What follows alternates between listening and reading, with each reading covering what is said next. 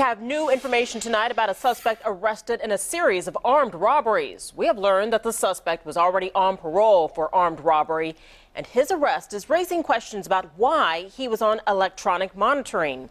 Our TV6 reporter Jack Reinhardt joins us live from police headquarters with this story. Jack?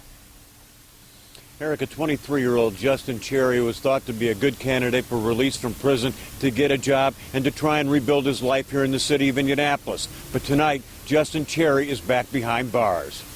We can't show you Justin Cherry's mugshot because the 23-year-old armed robbery parolee remains a suspect in at least 11 robberies in just 8 days. He obviously didn't get the hint when he was in prison serving time for robbery that he shouldn't be doing this kind of thing. So what we know right now is that for sure he's responsible for the Speedway robbery at Holt and Troy. The Speedway robbery at Holt and Troy occurred at a time when police had already identified Cherry as a suspect in other robberies.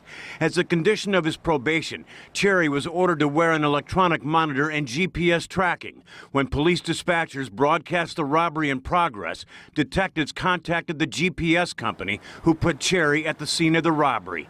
Police then pulled over Cherry and a second suspect at the Ponderosa Mobile Home Park where he was supposed to be living with a relative. Police pulled him over. They jumped out of their cop cars and pulled their guns out, made them get out. They separated them, took each one of them to a different car, and they tore the van up, searching it. Cherry was a candidate for a prisoner reentry program and had court permission to seek employment while being monitored by GPS. That he was out on parole for armed robbery raises many questions about case oversight. And when I looked up his case, it showed that he was sentenced to 14 years for the previous robbery cases with an executed time of 10 years, and that was in 2009. And in 2014, he was out and able to commit 9 more robberies and victimize at least 10 other people.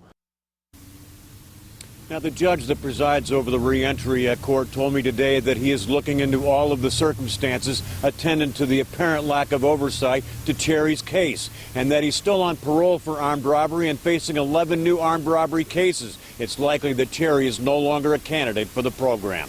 Live downtown, Jack Reinhardt, RTV6.